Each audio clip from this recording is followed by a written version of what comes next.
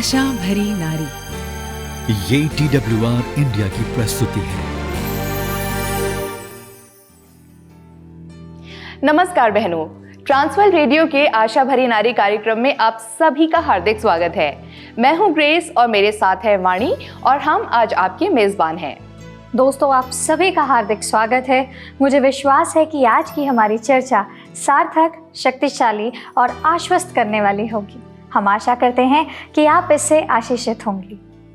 जब हम बच्चों या वयस्कों से ये प्रश्न पूछते हैं कि वे अपने जीवन में क्या बनना चाहते हैं, तो मुझे पूरा विश्वास है एक चरवाहा होना निश्चित रूप से कोई विकल्प नहीं होता है। दोस्तों, दिलचस्प बात यह है कि यीशु ने स्वयं को अच्छा चरवाहा कहा। आखिर उन्होंने स्वयं को अच्छा चरवाहा क्यों कहा? ग्रेस जी, मेरा मानना इस संदर्भ में यह है कि यीशु ने उन लोगों के समूह से बात की थी जो एक चरवाहा होने का अर्थ समझते हैं, ग्रामीण इलाकों में रहते हैं, बंजारों के रूप में घूमते हैं और भेड़ों के झुंड की देखभाल करते हैं। इसलिए जब उन्होंने स्वयं को अच्छा चरवाहा कहा तो उनकी बात सुनने वाले समझ गए कि उनका क्या अर्थ है।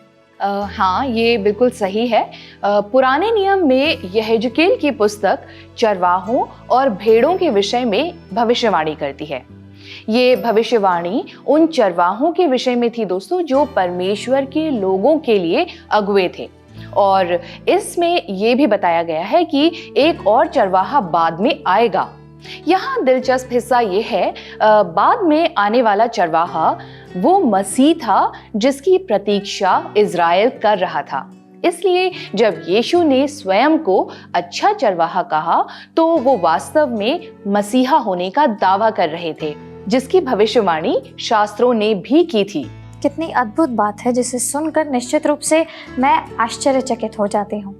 लेकिन जो बात मुझे वास्तव में उत्साहित करती है वो यह है कि यीशु हमें अपनी भेड़ कहते हैं। शुरू में मैं इस तुलना से बहुत आश्वस्त नहीं थी दोस्तों, लेकिन अब मुझे सच में विश्वास है कि हम में उनकी काफ़ी समानताएं हैं। भेड़ के साथ समानताएं? वाणी, हमें थोड़ा इसे आप और खुल करके समझाइए। जी बिल्कुल। भेड़ को एक रक्षक की आवश्यकता होती है। अपने चरवाहे की देखभाल से भटकना उनके लिए खतरनाक हो सकता है। वे नुकीले पंजे या तेज पैरों वाले जानवर के समान नहीं होती। भेड़ कमजोर और स्वयं की रक्षा करने में असमर्थ होती है। यदि उन्हें अकेला छोड़ दिया जाए तो जंगली जानवरों द्वारा उन पर हमला किया जाएगा और उन्हें मार डाला जाएगा। भेड़ को भी एक रक्षक की आवश्यकता होती है। वे अक्सर स्वयं साफ पानी या पौष्टिक घास नहीं ढूंढ पाते। वे अपनी देखभाल के लिए संघर्ष करते हैं। क्या आप जानते हैं दोस्तों कि यदि एक भेड़ ठोकर खाकर गिर जाए तो वह उठ नहीं सकती और अपने छोटे छोटे पैरों को हवा में ऊपर किए हुए ही ज़मीन पर मर जाते हैं। भेड़ें गंदी और आज्ञा ना मानने वाली होती हैं। वे स्वयं को साफ नहीं रख पाते और उनमें से बदबू आती है। इसके अलावा वे आसानी से भटक जाते हैं और चाहे आप कितनी भी बार भटकी हुई भेड़ों को वापस ले आएं, वो फिर से भटक जाती हैं, क्योंकि वे अपनी गलतियों से सीख नहीं पाते। अंत में भेड़ आसानी से भयभीत और भ्रमित हो जाती है। वे एक दूसरे के पीछे घबराहट में एक ऊंची चट्टान के किनारे पर सीधे डुबकी लगाने के लिए जानी जाती हैं। क्या आपको नहीं लगता दोस्तों कि हम भी उनके समान हैं? क्या यह आश्चर्य की बात है कि बाइबल में परमेश्वर के लोगों को इतनी बार भेड़ कहा गया है? मुझे लगता है कि वे हमें भेड़ इसलिए कहते हैं क्योंकि इसी तरह से हम बनाए गए हैं। हमें उनकी बहुत आवश्यकता है और हमें ऐसे ही बनाया गया है। हाँ, बिल्कुल सही वाणी। जैसे एक भेड़ को अच्छा चरवाहा चाहिए, वैसे हमें भी अच्छे चरवाहे की आवश्यकता है।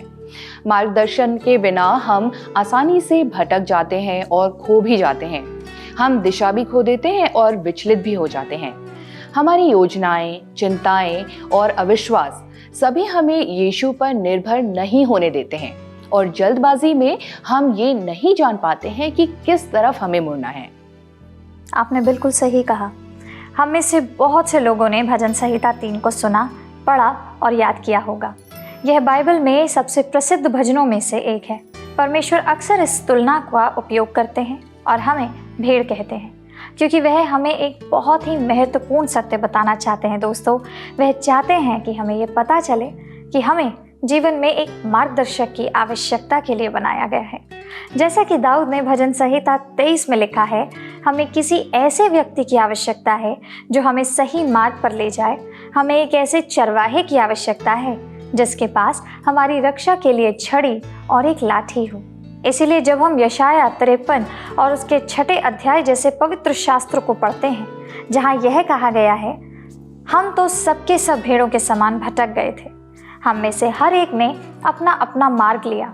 या मत्ती 9:36 पर गौर दीजिए, जहाँ यह कहा गया है, यीशु ने भीड़ को देखकर उन पर तरस खाया, क्योंकि वे उन भेड़ों के समान थे जिनका कोई रखवाला ना हो। हमें यह याद रखना चाहिए दोस्तों कि हमें एक चरवाहे की जन्म से ही आवश्यकता है, और दोस्तों केवल यीशु हमारा अच्छा चरवाहा होने में सक्षम है। दोस्तों जरा सोचिए कि यदि यीशु को स्वयं को अच्छा चरवाहा साबित करना होता तो उनके जीवन वृत्त यानी कि जिसे आप रिज्यूमे कहते हैं उस पर क्या लिखा होता। बड़ी अच्छी बात है, लेकिन इस पे भी थोड़ी चर्चा कर ही लेते हैं। सबसे पहले परमेश्वर हमें ऐसे जानते हैं जैसे कोई अन्य मार्गदर्शक हमें नहीं जान सकता। आप जानते हैं कि भेड़ और चरवाहों के बीच संबंध संसार के अन्य हिस्सों की तुलना में फिलिस्तीन में थोड़ा अलग था। वे चरवाहे अपनी भेड़ों को जानते थे और उन्हें नाम देते थे, और हम निश्चित रूप से यीशु के बारे में भी यही बात कह सकते थे। उन्होंने हम सभी को, पुरुषों को, महिलाओं को, बच्चों को जीवन भर देखा है और देख रहे हैं। हम सभी दाऊद के साथ भजन संहिता 139 में कह सकते हैं, हे यहोवा, तूने मुझे जांच कर जान लिया है, तू मेरा उठना और बैठना जानता है और मेरे विचारों को दूर ही से समझ लेता है। मेरे चलने और लेटने की तू भली भांति छानबीन करता है और मेरे पूरे चाल चलन का भेद जानता है। हे यहोवा, मेरे मुंह में ऐसी कोई बात नहीं जिसे तू पूरी रीति से ना जानता हो। तूने मेरे अंदरूनी अंगों को बनाया, तूने मुझे माता के गर्भ में रचा। तेरी आंखों ने मेरे बेडौल तत्व को देखा। मेरे सब अंग जो दिन दिन बनते जाते थे, रचे जाने से पहले तेरी पुस्तक में लिखे हुए थे। दोस्तों यीशु हमारे और हमारे जीवन की परिस्थितियों के विषय में सब कुछ जानते हैं। एक भी प्रेरणा, विचार, कार्य या शब्द ऐसा नहीं है जो हमारे अस्तित्व से दूर हो गया हो और हमारे परमेश्वर के अविभाजित ध्यान से बच गया हो। जैसा कि इब्रानियों 4 उसके 13 में लिखा है, वो न केवल हमें जानता है, वो जीवन भर हमारा मार्गदर्शन करना चाहता है। भजन संहिता 25 उसके 12 में इस प्रकार से लिखा है, वो कौन है जो यहोवा का भय मानते हैं, प्रभु उसको उसी मार्ग पर जिससे वो प्रसन्न होता है चलाएगा। और दोस्तों अब एक बार फिर यीशु के जीवन व्रत यानी कि रिज्यूमे पर एक और तथ्य जो उसे हमारा चरवाहा बनने के योग्य बनाता है, और वो यह है कि ना केवल वह हमें जानते हैं बल्कि हम उसे जानते हैं। जब वह बोलता है कि हम उसे पहचान लेते हैं, और भेड़ों के साथ ऐसा ही होता है दोस्तों। भेड़ें भले ही बहुत चालाक ना हो, लेकिन वे अपने सच्चे चरवाहे को पहचानते हैं, और जब वह बुलाएगा तो हम उसका अनुसरण करेंगे। वास्तव में इस प्रकार चरवाहों ने यीशु के दिनों में अपने स्वामित्व को साबित किया। उनके पास कोई ब्रांड या नाम नहीं थे। प्रत्येक चरवाहे की अपनी विशिष्ट पुकार होती थी, और भेड़ केवल उस पुकार का ही उत्तर देती थी।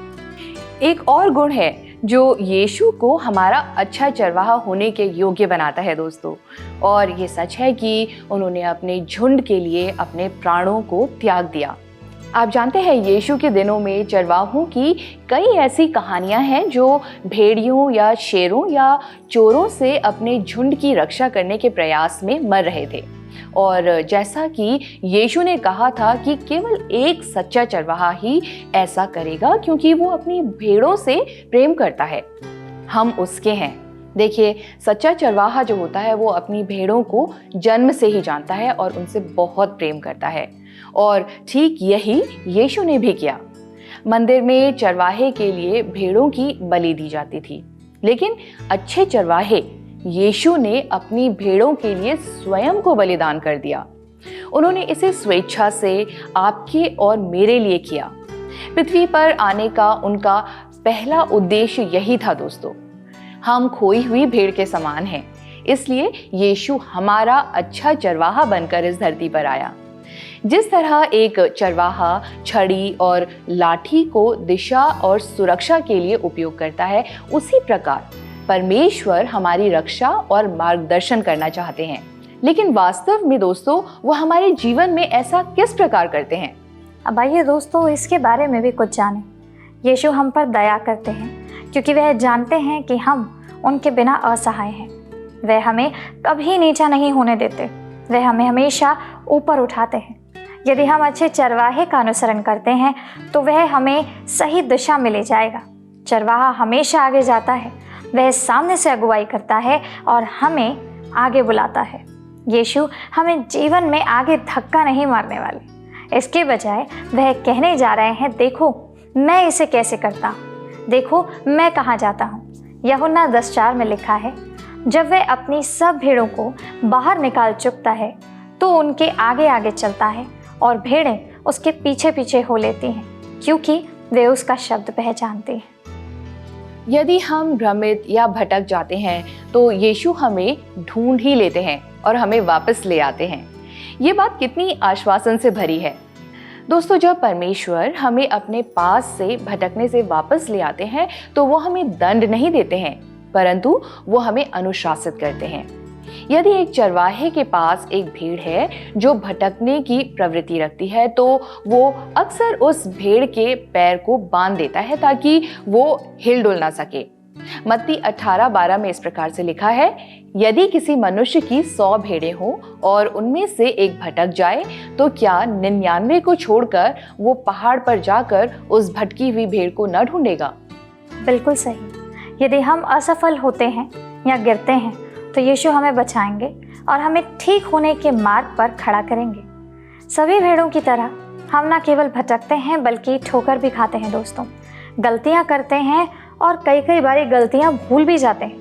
जब हम विश्वास करते हैं कि परमेश्वर हमें पुनर्स्थापित करने जा रहे हैं और जब हम असफल होते हैं तो वह हमें बचाएंगे, तब हम जब हर बार गड़बड़ी करते हैं तो ईमानदारी से उसके पास दौड़ते हैं। जैसे मत्ती 12:11 से 12 पद में यीशु यह सुंदर प्रश्न पूछते हैं, तुम में से ऐसा कौन है जिसकी एक भेड़ हो और वह सबत के दिन गड्ढे में गिर जाए तो वह उसे पकड़कर ना निकाले। अब सोच के देखिए दोस्तों, मनुष्य का मूल भेड़ से कितना बढ़कर है। आमीन। यूहन्ना 10:7 में आप जानते हैं यीशु कहते हैं, मैं तुमसे सच सच कहता हूँ कि भेड़ों का द्वार मैं हूँ। अब 2 प्रकार की भेड़शालाएं हुआ करती थी यीशु मसीह के समय में। एक पेड़ की शाखाओं और पुआलों से ढके खंबे के साथ एक बड़ी सी इमारत हुआ करती थी जिसका इस्तेमाल सर्दियों में भेड़ों के लिए किया जाता था। गर्मी और बरसात में पूरे शहर की सारी भेड़ों को एक बड़े से बाड़े में रख दिया जाता था जो ऊपर से खुली हुआ करती थी, लेकिन उनकी ऊंची दीवारें शिकारियों को बाहर रखने के लिए काफी थीं। रात में परिवार के सभी चरवाहे अपनी भेड़ बकरियों को बड़े से झुंड में ले आते थे और सभी चरवाहों के बजाय केवल एक व्यक्ति रात में पहरा दिया करता था। यीशु ने इस दृष्टांत का प्रयोग दोस्तों ये दिखाने के लिए किया है कि वो उस तरीके के चरवाहे हैं जो रात में भेड़ों की देखभाल करते हैं। वो झुंड के रक्षक और संरक्षक दोनों ही हैं और कोई भी बिना किसी कारण के बाड़े में नहीं आ सकता। शिकारियों की पहरेदारी करते हुए चरवाहे की बात करते हुए मुझे एक कहानी याद आती है दोस्तों, जो मैंने कई वर्ष पहले पढ़ी थी। एक बार एक छोटे से गांव में एक चरवाहा अपने परिवार के साथ रहता था। उसके पास सुंदर सफ़ेद भेड़ों का झुंड था। प्रत्येक सुबह वह उन्हें खेतों में चराने के लिए ले जाता था। चरवाहा बैठकर देखता था कि भेड़ें ताज़ी हरी घास खाकर खुशी खुशी रहें। चरने के बाद चरवाहे ने उन्हें एक एक करके गिना और उन्हें घर वापस ले गया। अक्सर जब भेड़ें चर रही होती हैं, चरवाहा एक कोने में बैठ जाता है और सो जाता है। एक दिन चरवाहे ने खेत में एक बड़े जंगली भेड़िए को देखा और वह उसकी भेड़ों पर नजर गड़ाए हुए था। वह बहुत चिंतित और सावधान हो गया। हालांकि भेड़िया कुछ दूरी पर ही था और भेड़ों के करीब आने का कोई प्रयास नहीं कर रहा था। चरवाहे ने कोई खतरा नहीं उठाया और उस भेड़िए पर अपनी नज़र बनाए रखी और उसकी चाल बहुत ध्यान से देख रहा था। ऐसे ही कुछ दिन बीत गए और भेड़िए ने कुछ नहीं किया। जब चरवाहा अपनी भेड़ों को चराने के बाद घर ले जाता तो भेड़िया चुपचाप कुछ ही दूर पर उनका पीछा करता। प्रत्येक सुबह जब चरवाहा अपने झुंड को चराने के लिए ले जाता था तो वह भेड़िए को खेत के कोने में इंतजार करते हुए पाता था। चरवाहा शुरू में थोड़ा चिंतित था, लेकिन धीरे धीरे वो शांत हो गया, क्योंकि भेड़िए ने कभी भेड़ पर हमला करने का कोई प्रयास नहीं किया। अंत में उसने भेड़ों पर अपना पहरा थोड़ा कम कर दिया, क्योंकि उसे अब कोई खतरा महसूस नहीं हो रहा था। ऐसा कुछ समय तक चलता रहा। भेड़िया हमेशा एक बड़ी चट्टान पर बैठता था और दूर से एक बड़े भेड़ कुत्ते की तरह दिखता था। चरवाहे को लगने लगा कि भेड़िया उसके झुंड के रक्षक के रूप में कार्य कर रहा है, क्योंकि दूसरे जानवर भेड़िए से डरते थे और वे उसकी भेड़ों के पास नहीं आएंगे। एक दिन जब भेड़ें चर रही थीं, कुछ आपात स्थिति के कारण चरवाहे को जल्दी से घर बुलाया गया। उसने भेड़ को भेड़िए के पहरे में छोड़ दिया और घर वापस आ गया। जब वह वापस आया तो यह देखकर चौंक गया कि खेत में केवल कुछ भेड़ें ही घूम रही थीं, जबकि बाकी भेड़ें गायब थीं। फिर उसने चारों दिशाओं में देखा कि प्रत्येक जगह भेड़ों के आधे खाए हुए शव पड़े थे। उसने महसूस किया कि भेड़िए ने उसकी लगभग सभी भेड़ों को खा लिया था। चरवाहा चुपचाप बैठ गया। मैं ठीक था, उसने उदास होकर कहा, और भेड़ के झुंड के साथ भेड़िए पर भरोसा करने के लिए स्वयं को श्राप दिया। दोस्तों, बाइबल हमें मत्ती 7:15 में चेतावनी देती है, झूठे भविष्यवक्ताओं से सावधान रहो, जो भेड़ों के भेष में तुम्हारे पास आते हैं, परंतु अंदर से फाड़ने वाले भेड़िए हैं। ऐसे भेड़िए हैं जो परमेश्वर के परिवार में स्वयं को भीड़ के रूप में छिपाने की कोशिश करते हैं। हमारा अच्छा चरवाहा हमारी कमजोरियों और निर्बलता और गिरने और असफल होने को जानता है, इसलिए वह हमें लगातार दिलासा दिलाता है कि केवल उसकी आवाज़ ही है जिसका हमें अंततः अनुसरण करते रहना चाहिए। इस संसार में कई ऐसी आवाज़ें होती हैं दोस्तों, कुछ हमें पवित्र शास्त्र में प्रभु की ओर निर्देशित करती हैं, लेकिन अन्य जो होती हैं वो परमेश्वर के वचन को वैसे ही मोड़ देती हैं जैसे शैतान ने जंगल में यीशु की परीक्षा के समय किया था। भेड़ के रूप में ये हमारी जिम्मेदारी होती है कि हम हमेशा वही करें जो हमारा अच्छा चरवाहा कहता है। हम उस पर पूरा विश्वास रख सकते हैं और जान सकते हैं कि उसके पास हमारे जीवन के लिए सबसे अच्छी योजना है। हम पासबानों की शिक्षाओं, एक कलीसिया और हाथों और हृदयों में बाइबल के साथ एक व्यक्ति की प्रामाणिकता का आत्मविश्वास से परीक्षण कर सकते हैं। जी हाँ दोस्तों, यीशु हम में से प्रत्येक को व्यक्तिगत रूप से प्रेम करते हैं। कई भेड़ों में से हम अनोखे हैं। हम में से प्रत्येक अपने अपने चरवाहे द्वारा विशेष रूप से जाना जाता है और वह हमसे प्रेम करता है। मत्ती 18:12 में पवित्र शास्त्र हमें बताता है कि यदि एक भेड़ अपने झुंड से भटक जाती है तो वह उसके पीछे जाता है और 99 को छोड़कर उस विशेष भेड़ को बचाता है। यह वह प्रेम और देखभाल है जो हमारे परमेश्वर के पास हमारे लिए है। वह अपने विश्वास के परिवार में प्रत्येक व्यक्ति को महत्व देता है। दोस्तों, हम ऐसे समाज में रहते हैं जहां संख्याएं मायने रखती हैं और लोगों को अक्सर भीड़ में या सोशल मीडिया ऐप पर सिर्फ चेहरे के रूप में देखा और पहचाना जाता है। जब हम यीशु को अपना अच्छा चरवाहा मानते हैं तो हमें यह याद रखना चाहिए कि वह वास्तव में व्यक्तिगत रूप से हमारी परवाह करते हैं। जैसे एक चरवाहा अपनी भेड़ों को नाम से जानता है, वैसे ही हमारा परमेश्वर हम सभी को नाम से जानता है, हमारे बीच में सोचते और हमारे साथ संबंध रखना चाहता है। ये प्रेम बहुत ही अनोखा है दोस्तों। हमारा अच्छा चरवाहा हर दिन हमारी अगुवाई करता है। वो हमारी आवश्यकताओं को पूरा करता है और हमारे साथ चलता है। वो हमें सबसे अच्छा मार्ग दिखाता है। दोस्तों, भजन संहिता 23 उसके 2 में इस प्रकार से लिखा है, वो मुझे हरी भरी चराइयों में बिठाता है, वो मुझे सुखदाई जल के झरने के पास ले चलता है, वो मेरे जी में जी ले आता है। धार्मिकता के मार्गों में वो अपने नाम के निमित्त मेरी अगुवाई करता है। यीशु हमें अपनी महिमा के लिए सर्वोत्तम मार्गों पर ले चलता है। दोस्तों, ये आसान या लोकप्रिय मार्ग बिल्कुल भी नहीं है दोस्तों, बल्कि ये आशीष का मार्ग है और हमारे उद्धारकर्ता के साथ निकटता से चलने की एक यात्रा है। विश्वास के सक्रिय रास्ते पर चलना और उससे नहीं भटकना बहुत ही चुनौतीपूर्ण हो सकता है। हालांकि हमारा अच्छा चरवाहा हमारा मार्गदर्शन करने के लिए हमेशा मौजूद रहता है। आप जानते हैं, जब कोई प्रश्न आता है या जब हम जीवन में दिशा की तलाश कर रहे होते हैं तो हम विश्वास के साथ प्रार्थना कर सकते हैं और उनसे हम स्वयं को उस मार्ग पर चलाने के लिए कह सकते हैं जिस पर हमको वास्तव में चलना चाहिए। नहीं, ये हमेशा सबसे आसान मार्ग नहीं हो सकता है, लेकिन जब हमारा चरवाहा हमारी अगुवाई कर रहा है तो ये हमेशा सबसे अच्छा ही होगा। दोस्तों, उसकी भीड़ के रूप में हमारा काम बस अपने हाथों को परमेश्वर के हाथ में दे देना है और उसे यह बताना है, परमेश्वर मैं आपका हूँ या आपकी हूँ, अच्छाइयाँ, बुराइयाँ और मेरी बदसूरती।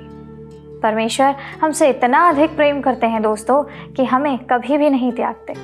यूहन्ना 10:29 हमें याद दिलाता है कि मेरा पिता जिसने भेड़ों को मुझे दिया है वह सबसे बड़ा है और कोई मेरी भेड़ों को मेरे पिता के हाथ से छीन नहीं सकता। आप देखिए दोस्तों, यीशु हमारा चरवाहा होने के योग्य है क्योंकि हम उसकी आवाज़ को जानते हैं और जब हम उसकी बातों को सुनते हैं और उसके अनुसार करते हैं तब हम उसके साथ खोजने और इस संसार की दूसरी खोई हुई भेड़ों को बचाने के कार्य में भी शामिल हो जाते हैं। हमारा अच्छा चरवाहा हमारा मार्गदर्शन करेगा, हमारी रक्षा करेगा, हमें निर्देशित करेगा और हर पल हर समय हमें बचाएगा। तो दोस्तों, इसी के साथ आज का कार्यक्रम यहीं पर समाप्त होता है। हमें विश्वास है कि आज के कार्यक्रम के द्वारा आपको बहुत आशीष प्राप्त हुई है। तो इसके लिए स्क्रीन पर दिए गए नंबर पर आप एक मिस्ड कॉल मार दीजिए। अगले कार्यक्रम में आपसे फिर भेंट होगी। तब तक के लिए प्रभु आप सभी को आशीष दे।